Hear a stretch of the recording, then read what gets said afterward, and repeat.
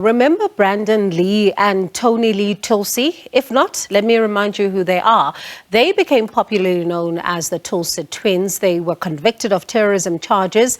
They've now been released on early parole, but there are still some concerns. Let's speak to Africa Analyst Jasmine Opperman, who is concerned about this. Thank you so much for your time this evening. You're worried about their release. Tell us why.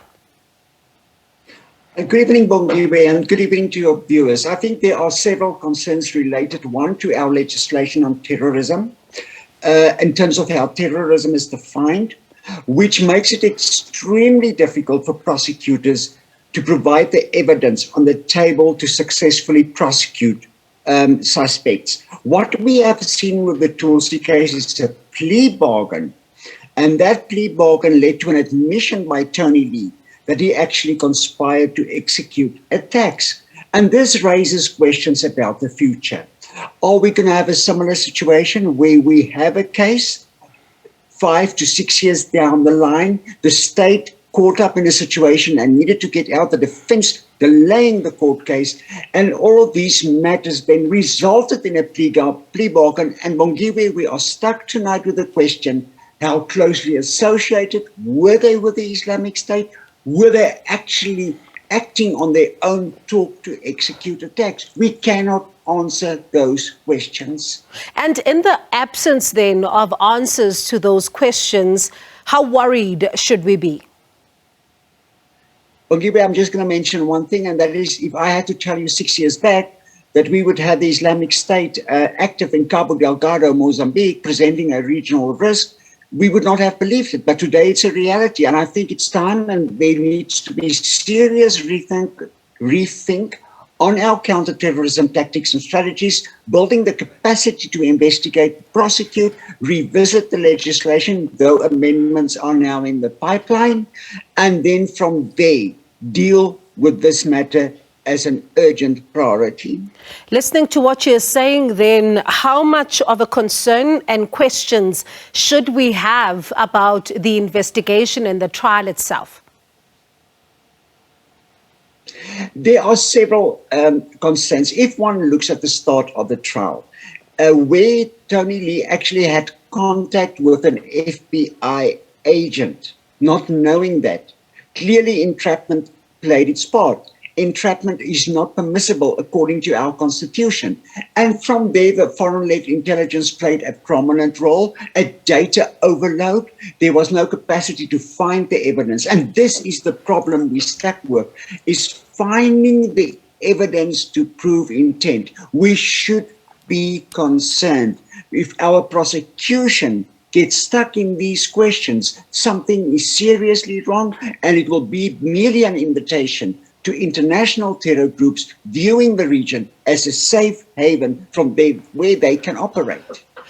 So it sounds then like the case in and itself did not go further in terms of unearthing quite a lot. I wonder then, what does this mean? Should we sit with a similar case in future that may need to then be properly investigated? Are we going to have those kinds of capabilities? Well, if it's absent today, there should be a serious political will, first and foremost, to install or establish such a capacity. Because at the end of the day, it's proving that intent, and that could not be done. The state was stuck. The second question is, we should take care in building our capacity that our counter-terrorism approach and tactics are not primarily reliant on foreign intelligence services, for they promote different foreign policies by different actors. South Africa's sovereignty is the core issue here. Terrorism is about breaking down that sovereignty and attacking and targeting the government and the constitutional order. And if we're going to struggle with finding the evidence, maybe next time we won't be so lucky to have 5 or 6 years. So when it then comes to investigations, I mean, surveillance is a critical point here, because even as they are out on parole, I'm certain there's got to be some, measures that are put in place when it comes to surveillance. Do we have that capability as a country to be able to place people under surveillance? Surveillance is a highly intense, highly expensive and highly specialized operational activity. Bongiwe, if I can explain to you, if you get an operational report as an intelligence analyst and there's a 10-minute gap, that report loses its credibility, for you do not know what has happened in the 10 minutes. And I'm only talking movements. What about cyber activity, where that needs to be monitored? Now we're talking about a 2-year sustained observation, which must imply surveillance operation. And we know already with the crime, the organized crime, how institutions are being kept busy, there is simply no way we can guarantee that for 2 years, we will have operational reports 24/7 each day of the year. I was going to ask about cyber, because what does it then mean when it comes to the ability then on that front? Because some of these groups are organizing on that space and not simply at a physical level.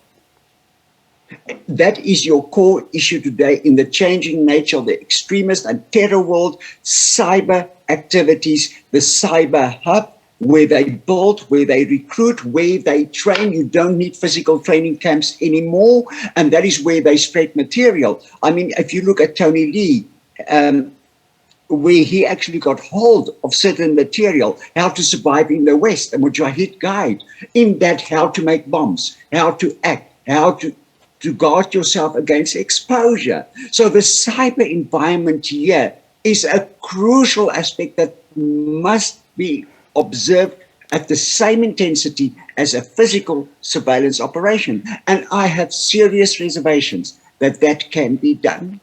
Jasmine, you and I, as we chatted over the course of the years, there were some concerns that, South Africa may only be used as, I'm going to use this word loosely, almost like a stopover, where some of these terrorist cells are able to then organize themselves, but seemingly we may not be at risk. That was, of course, a concern years ago. Has it changed as we speak tonight? Yes, things have changed, and I think we should be realistic. And I go back, if you would allow me, to Mozambique, Cabo Delgado. That is the key change that has taken place in this region for the Islamic State. The Islamic State knows no borders. The Islamic State has an expansion tactic at play with great strategy and great brilliance. Let's not underestimate them. And the region stand with the Islamic State on its doorstep, and will simply spread and move into the region where the opportunity allows it to happen. So, Bongiwe, to answer your question, things have changed, and the violent, brutal nature of the Islamic State on our doorstep is actually basically knocking on our doors. As a final question, we've got 30 seconds for this one. We are having this discussion amidst concerns of an SANDF that is in financial dire straits, and there's quite a lot of concern there. How important is this going to be for the country to ensure that all avenues are properly functional here? Extremely important, Bongiwe. We cannot underestimate the importance of addressing it's in terrorism in its broader context. We cannot underestimate the importance of a regional outreach and agreement on how to counter terrorism. We cannot underestimate building a capacity within South Africa to protect the constitutional order. It is and it must be seen as the crown jewel. All right, thank you so much for your time this evening. Do appreciate it. That was Africa Analyst Jasmine Opperman.